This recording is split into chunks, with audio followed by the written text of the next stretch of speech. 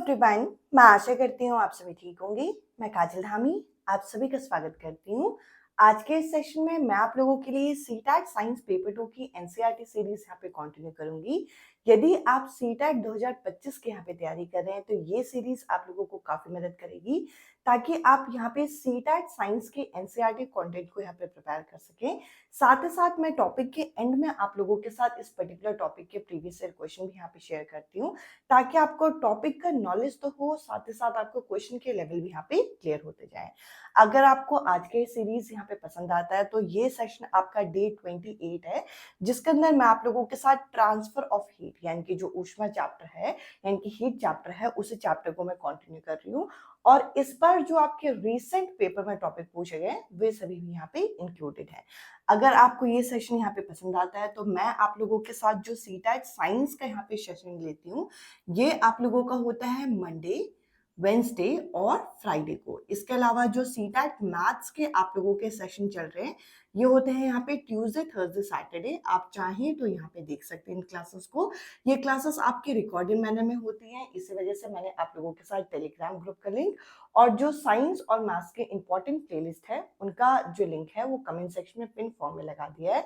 आप चाहें तो उन वीडियोस को जरूर देखिएगा ताकि आपके ये सारे कॉन्सेप्ट अच्छे से क्लियर हो सके। इसके अलावा यदि आप बिगनर हैं या फिर 2 से 3 अटेम्प्ट से सीटैट एग्जाम दे रहे हैं, खास करके पेपर 2 मैथ साइंस और आपका एग्जाम क्लियर नहीं हो रहा तो आप लोग चाहें तो मेरे थ्रू लिखे हुए हैंड रिटन बाइलिंगुअल नोट्स जो है यहाँ पे परचेज कर सकते हैं, जिसमें कंप्लीट एनसीईआरटी कंटेंट साथ ही साथ पेडागोजी का कंटेंट, इसके अलावा सॉल्व प्रीवियस ईयर पेपर यहाँ पे अवेलेबल है जो कि पेड फॉर्म में है, जो जिसके लिए आपको इस नंबर पे मैसेज करना होगा। अब देखिए जैसे मैंने कहा कि ये जो पर्टिकुलर चैप्टर है आप लोगों का हीट चैप्टर का ही कंटिन्यूशन है, तो यहाँ पे हम लोग कौन कौन से टॉपिक को कवर करने वाले हैं कि हीट किस तरीके से ट्रांसफर होती है, ऊष्मा का स्थानांतरण किस तरीके से होता है, इसके अलावा सी ब्रीज, लैंड ब्रीज क्या है, और एक इम्पॉर्टेंट कॉन्सेप्ट जो इस बार एग्जाम में पूछा गया यानी कि जो वैक्यूम फ्लास्क है जिसको आप थर्मस फ्लास्क के नाम से जानते हो, इसके अंदर हीट किस तरीके से स्टोर रहती है। जो हम घर में थर्मस की बॉटल भी यूज करते हैं उसके अंदर हीट किस तरीके से स्टोर रहती है, इससे रिलेटेड कॉन्सेप्ट आपके पेपर में पूछा गया था। अब देखिए सबसे पहले अगर हम इस डायग्राम को समझे तो इस डायग्राम में मैंने क्या किया, एक बर्तन के अंदर पानी डाल के इसको मैं हीट कर रही हूँ। तो देखिए इस हीटिंग प्रोसेस के अंदर 3 आपके अलग अलग प्रोसेस यहाँ पे लिखे हुए हैं। अब इन तीनों प्रोसेस को अगर हम देखें तो देखिए कंडक्शन जो होता है, कंडक्शन जिसको आप यहाँ पे संचालन के नाम से जानते हैं, ये जो कंडक्शन है बेसिकली क्या है, इसके अंदर हीट किस तरीके से ट्रांसफर होगा। इसके अंदर जो हीट होता है वे आपका डायरेक्ट कांटेक्ट से ट्रांसफर होगा। कैसे ट्रांसफर होता है, यहाँ पे आप बोलेंगे इसके अंदर डायरेक्ट कांटेक्ट यानी कि जो चीज इसमें संपर्क में आ रही होगी, जैसे कि ये वाला जो साइड है यानी कि अगर पानी इस जगह पे रखा हुआ है तो देखिए ये पर्टिकुलर पार्ट जो है इसके कांटेक्ट में है तो धीरे धीरे इसका जो हैंडल है वो भी आपका गर्म होने लग जाएगा। तो ये आपके डायरेक्ट कांटेक्ट से आपके क्या होते हैं, डायरेक्ट कांटेक्ट से ये यहाँ पे हीट जो है ये ट्रांसफर होते हैं। और अगर आपसे सवाल पूछा जाए कि ये किसके अंदर आपको देखने को मिलता है तो ये मोस्टली आपको सॉलिड या फिर लिक्विड के अंदर आपको कंडक्शन प्रोसेस जो है वो देखने को मिल जाएगा। इसके अलावा एक और प्रोसेस है जिसको आप यहाँ पे कन्वेक्शन के नाम से जानते हैं। अब ये कन्वेक्शन होता किसमें है, कन्वेक्शन आपको देखने को मिलेगा कि ये वाटर मॉलिक्यूल्स में होगा। कहाँ पे होगा, वाटर, यहाँ पे आप कहेंगे ये किसके अंदर देखने को मिलेगा, ये आपको वाटर के मॉलिक्यूल्स में देखने को मिलेगा। और जैसे ही आप पानी को गर्म करते हो तो आपको पता है कि वो एक तरीके से बुलबुले जो है उठने लग जाते हैं। तो यूजुअली होता क्या है कि जो हॉट एयर यानी कि जैसे ही इस जगह पे सतह पे क्या होगा, नीचे से इस चीज को गर्म किया जा रहा है, अगर नीचे से किसी चीज को गर्म किया जा रहा है तो नीचे से जो आपके गर्म जो यहाँ पे पार्टिकल होंगे वे कहाँ जाएंगे, वे ऊपर की तरफ इस तरीके से मूवमेंट दिखाएंगे और जो ऊपर के जो ठंडे पार्टिकल होंगे वो नीचे की तरफ इस तरीके से आएंगे। तो यहाँ पर आपको किस तरीके का मोशन दिखता है, यहाँ पे आपको सर्कुलर मोशन जो है वो देखने को मिलेगा। अगर आपसे क्वेश्चन पूछा है कि कन्वेक्शन कहाँ कहाँ होता है तो ये आपका किस जगह पे होगा, ये आपका लिक्विड और गैसेस में होगा।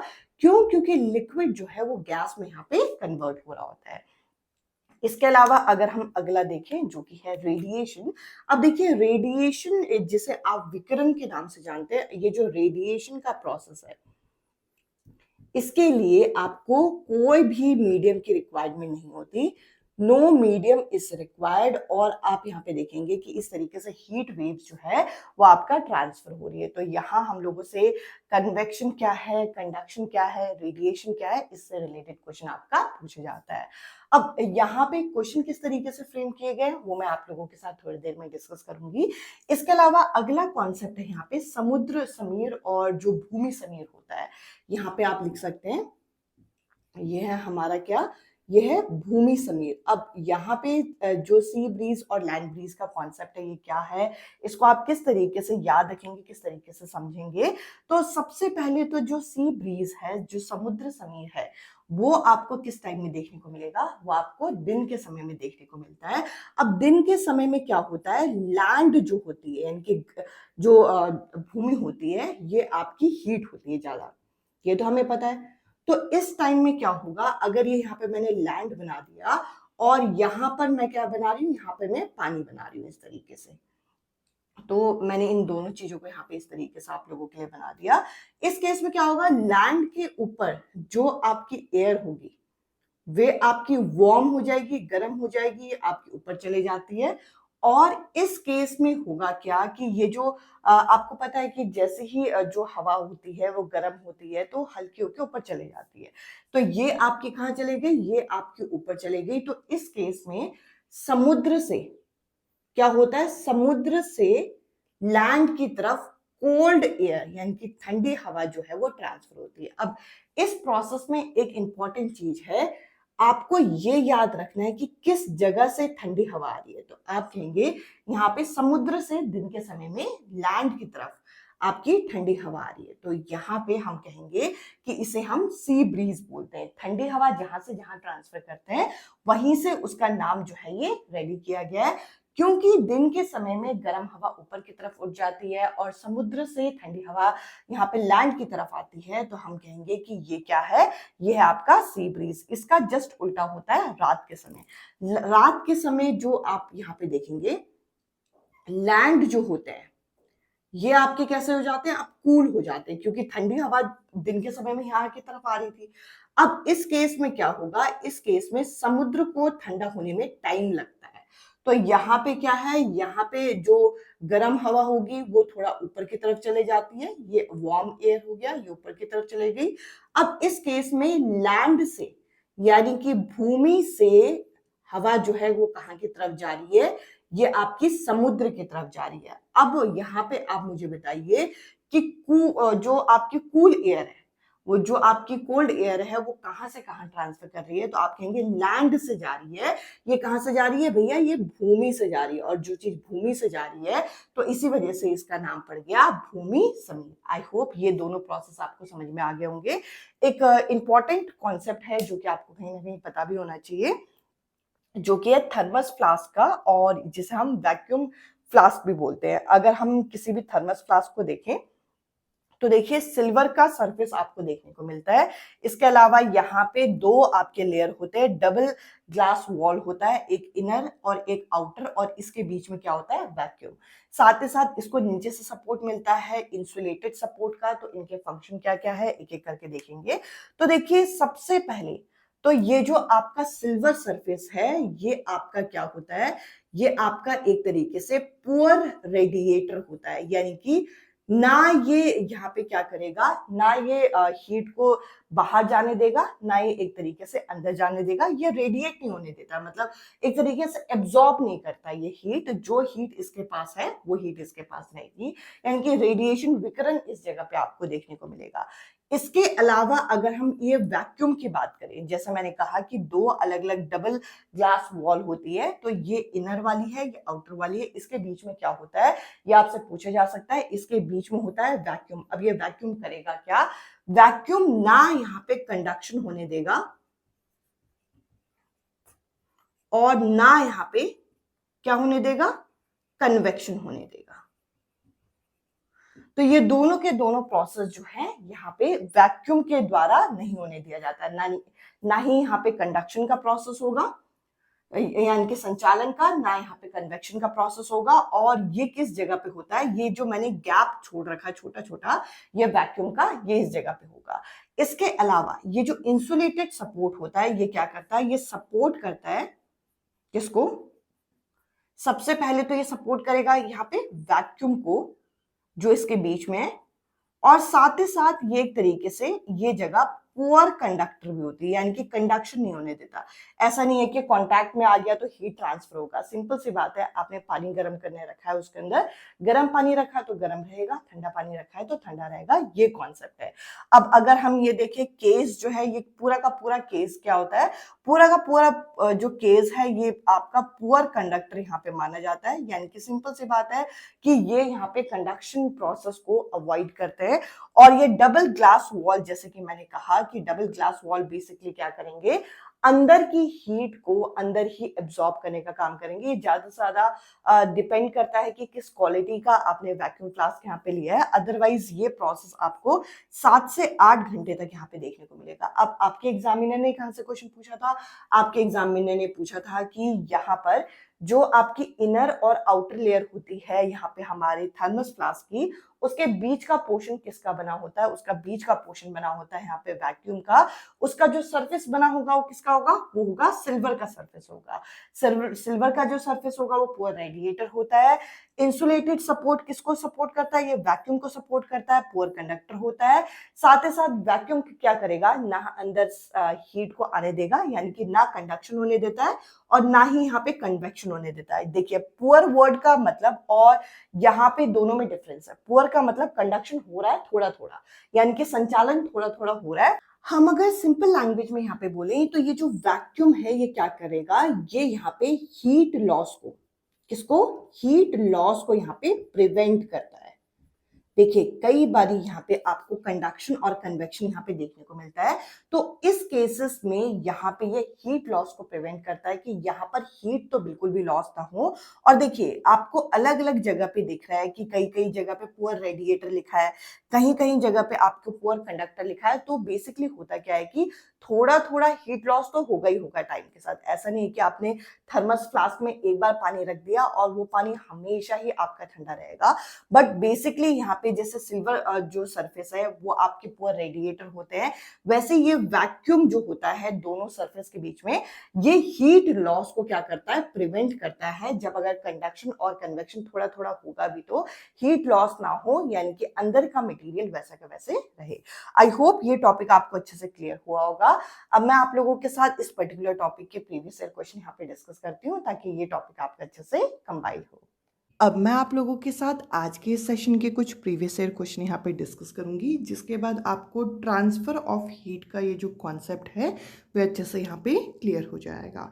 तो देखिए पहला क्वेश्चन हमारे सामने है, जिसके अंदर क्या पूछ रखा है, the air near a heat source get hot and rises.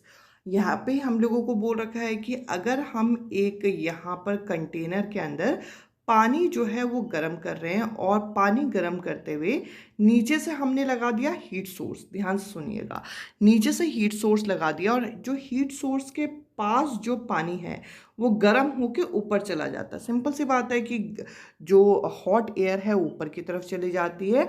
और उसके बाद हमें यहाँ पे मेंशन किया गया है कि the air from the side, जो साइड की जो एयर है वो क्या कर रही है, वो उनकी जगह पे आके इस तरीके से प्लेस्ड हो जा रही है। यानी कि जो हीट सोर्स के पास जो एयर है वो क्या हो रही है, वो पहले गर्म हो रही है, वो ऊपर चले जा रही है, और जो साइड की जो ऊपर की एयर है वो धीरे धीरे ऐसे करके सर्कुलर मोशन में नीचे आ रही है। तो यहाँ पे हमें बोल रखा है this is the way in which the air gate heated by oil heater. तो इस तरीके से ऑयल हीटर से हम लोगों को क्या हो रहा है, जो सोर्स है वो गर्म हो रहा है। अब हम लोगों को एक क्वेश्चन ये पूछा गया है कि ये जो प्रोसेस है इस प्रोसेस को क्या बोलते हैं। अब यहाँ पे हम लोगों को प्रोसेस के अलग अलग नाम दे रखे हैं, जैसे कि सबसे पहला है डिफ्यूजन। अब देखिए डिफ्यूजन क्या होता है, जब कभी भी हाई कॉन्सेंट्रेशन से चीज़ें जो है वो आपकी लो कॉन्सेंट्रेशन की तरफ जब मूव करती हैं तब उसे डिफ्यूजन बोलते हैं। यहाँ तो ऐसा कुछ हो नहीं रहा। कंडक्शन के लिए आपका जो ऑब्जेक्ट है वो यहाँ पे डायरेक्ट कांटेक्ट में होना चाहिए। जैसे कि यहाँ पे इसका हैंडल की बात अगर हम करें तो वो होता है आपका कंडक्शन। रेडिएशन कहाँ होता है, जो ये हीट सोर्स है इस जगह पे रेडिएशन होता है। और इस तरीके से सर्कुलर मोशन जो कि हमें क्वेश्चन में बताया गया है, ये किसके अंदर यहाँ पे देखने को मिलता है, संवहन में, यानी कि कन्वेक्शन के अंदर आप लोगों को ये चीज़ यहाँ पे देखने को मिलेगी। तो इस हिसाब से इस क्वेश्चन का जो करेक्ट आंसर होगा वो होगा आपका सी ऑप्शन। आई होप ये क्वेश्चन आपको यहाँ पे क्लियर हुआ होगा। अब देखिए नेक्स्ट क्वेश्चन, ये जो क्वेश्चन है इस क्वेश्चन का जब आंसर यहाँ पे सीटेट के ऑफिशियल आंसर की में आया था तो पहले यहाँ पे आप लोगों का रॉन्ग आंसर बताया गया था। उसके बाद ऑब्जेक्शन के बाद इस आंसर को यहाँ पे चेंज किया गया था। क्वेश्चन की लैंग्वेज को जो ध्यान से समझिएगा, ये सेम क्वेश्चन सीटेट के एग्जामिनर ने 2 बारी अलग अलग पेपर सेट में यहाँ पे पूछा हुआ है। तो अगर आपके माइंड में कभी ये क्वेश्चन आए कि क्वेश्चन रिपीट होते हैं या नहीं होते, तो क्वेश्चन के साथ साथ कई बार ऑप्शंस की चीज़ें भी यहाँ पे रिपीट हो जाती हैं, तो आपको इस तरीके से प्रिपेयर रहना है। यहाँ पे हमसे पूछा गया है which of the following statement is not true regarding mode of transfer of heat. जो mode of transfer of heat होता है उसके रिगार्डिंग इनमें से कौन सा स्टेटमेंट आपका सही नहीं दे रखा। तो देखिए कन्वेक्शन जो होता है ये लिक्विड और गैसेस में ही होता है। ये तो मैंने अभी आप लोगों को एक्सप्लेन भी किया था, क्योंकि लिक्विड के पार्टिकल जब गर्म होंगे तो वो गैसेस में कन्वर्ट होते हैं। तो ये प्रोसेस आपको कन्वेक्शन जो है इसके रिगार्डिंग सही दे रखा है। तो यहाँ पे नॉट ट्रू आपको ढूंढना है, तो ये ऑप्शन तो यहाँ पे होगा नहीं। Radiation can not takes place in gases. अब देखिए मैंने एक पॉइंट बताया था, रेडिएशन के लिए कोई मीडियम की रिक्वायरमेंट नहीं होती। तो ये ऑप्शन भी यहाँ पे सही है, क्योंकि इसमें बोला गया है कि रेडिएशन के लिए गैसेस की रिक्वायरमेंट नहीं है, मतलब रेडिएशन गैसेस में नहीं होता, यही चीज़ बोली गई है, तो ये सही है। अब अगला है कि conduction can takes place in gases. अब ये चीज़ आप समझिएगा, कंडक्शन जो प्रोसेस है ये आपका सॉलिड में देखने को मिलता है और लिक्विड में देखने को मिलता है। ये प्रोसेस आपका गैसेस में देखने को नहीं मिलता। तो ये ऑप्शन जो ट्रांसफर ऑफ हीट के रिगार्डिंग, ये ऑप्शन अभी तक आपका इनकरेक्ट है। अगला यहाँ पे है heat can be transfer from one transfer through one more than one mod simultaneously, मतलब एक मोड से दूसरे मोड पे ट्रांसफर होता है, इसी वजह से इसका नाम रखा गया ट्रांसफर ऑफ हीट। तो ये भी आपका सही है। इस क्वेश्चन का थर्ड जो ऑप्शन होगा वो आपका इनकरेक्ट है, क्योंकि आपको इनकरेक्ट ऑप्शन को ही यहाँ पे चूज करना था, इसलिए इस क्वेश्चन का करेक्ट आंसर होगा थर्ड ऑप्शन। आई होप वो क्वेश्चन आपको यहाँ पे क्लियर हुआ होगा। मैंने आप लोगों के साथ इससे जो पहला वाला सेशन लिया था उसके अंदर मैंने आपको बताया था कि 3 तरीके के आपके थर्मामीटर होते हैं, और उसमें एक वेदर रिपोर्ट के लिए हमने मैक्सिमम मिनिमम थर्मामीटर की यहाँ पे बात की थी। तो देखिए आपके एग्जामिनर जो मैक्सिमम मिनिमम थर्मामीटर है उससे इस तरीके का क्वेश्चन आपको फ्रेम करके दे सकते हैं। तो यहाँ पे हम लोगों को क्वेश्चन की लैंग्वेज किस तरीके से दे रखी है कि आपको यहाँ पे बोल रखा है कि इंडियन सिटी का यहाँ पे वेदर चार्ट जो है आपके सामने यहाँ पे शो किया गया है, और ये वेदर चार्ट देखते हुए आपको ये बताना है कि ये आपका किस जगह को यहाँ पे इंडिकेट कर रहे हैं। तो एक एक करके हम यहाँ पे ऑप्शन जो है उसको डिकोड करने की कोशिश करते हैं। तो सबसे पहले जो यहाँ पे मैं आप लोगों के सामने जो बेसिक आप लोगों को पता होना चाहिए वो बताऊंगी। देखिए ये जगह शिमला नहीं हो सकती। अब आप कहेंगे क्यों नहीं हो सकती, क्योंकि शिमला में जनवरी में कभी पॉजिटिव में आपको टेम्परेचर इतना नहीं देखने को मिलेगा कि मैक्सिमम 23 चला गया, मिनिमम 9 डिग्री, वहाँ तो माइनस में भी जाता है। अगर ये शिमला होता तो ये यहाँ पे आपका माइनस में तो पक्का होता है, तो शिमला यहाँ पे हो नहीं सकता। इसके अलावा जो आपके साउथ के क्योंकि क्वेश्चन तो कुछ भी बन के आ सकता है, जो आपके साउथ के रीजन होते हैं जैसे कि यहाँ पे आपको चेन्नई, कोची ऐसी जगह दे रखा है, उसमें आप एक चीज़ देखेंगे कि मैक्सिमम टेम्परेचर और मिनिमम टेम्परेचर में जो गैप होगा वो काफ़ी कम होता है। तो इस तरीके से आप डिकोड करेंगे कि वो साउथ की जगह है नहीं है। और देखिए 23 और 9 के बीच में काफ़ी अच्छा खासा गैप है, तो कोची और चेन्नई भी यहाँ पे हो नहीं सकता। और एक ऐसी जगह जहाँ पे सर्दियों में भी 23 डिग्री मैक्सिमम टेम्परेचर जा रहा है वो जगह हो सकती है आपकी क्या, वे जगह हो सकती है यहाँ पे जोधपुर, जो कि आपको राजस्थान में देखने को मिलेगी। तो इस तरीके से आपके एग्जामिनर जो मैक्सिमम मिनिमम थर्मामीटर है उससे रिलेटेड यहाँ पे क्वेश्चन हमारे सामने फ्रेम करते हैं। आई होप ये क्वेश्चन आपको यहाँ पे क्लियर हुआ होगा। अब देखिए आज के सेशन का मैं लास्ट क्वेश्चन आप लोगों के सामने यहाँ पे शो कर रही हूँ। एक अच्छा क्वेश्चन है जो कि अभी आपका फर्स्ट टाइम यहाँ पे फ्रेश यहाँ पूछा गया है, और इस क्वेश्चन में हमें क्या बोल रखा है, which of the following medium is present between the inner and outer layer of the thermos flask and why. मतलब जो आपके थर्मस फ्लास्क होते हैं उसमें इस तरीके से दो लेयर होती है, इनर और आउटर लेयर, और इनर और आउटर लेयर के बीच में कौन सा मीडियम यहाँ पे प्रेजेंट होता है। देखिए सॉलिड लिक्विड गैस में से एक होगा मीडियम, तो यहाँ पे मैंने आपको बताया था कि यहाँ पर आपका जो मीडियम प्रेजेंट होता है वे होता है बेसिकली वैक्यूम। और वैक्यूम क्यों होता है, क्योंकि देखिए कहीं कहीं पे लिखा हुआ है पुअर रेडिएटर है, कहीं पे लिखा हुआ है पुअर कंडक्टर है। तो बेसिकली ये जो आपका वैक्यूम होता है ये करता क्या है, ये आपकी हीट लॉस को प्रिवेंट करता है जब कंडक्शन या रेडिएशन हल्का हल्का उसके अंदर हो रहा हो। सिंपल सी बात है कि हॉट वाली चीज़ों को हॉट रखने की कोशिश और कोल्ड वाली चीज़ों को कोल्ड रखने की कोशिश यहाँ पे की जाती है थर्मस फ्लास्क के अंदर, जिसको आप वैक्यूम फ्लास्क के नाम से भी जानते हैं। तो इस हिसाब से इस क्वेश्चन का फर्स्ट जो ऑप्शन है वो करेक्ट आंसर होगा। आई होप ये सेशन आपको यहाँ पे क्लियर हुआ होगा। आज के इस सेशन में इतना ही। अब मैं आपसे मिलती हूँ अगले सेशन में अगले टॉपिक के साथ। Bye bye, take care.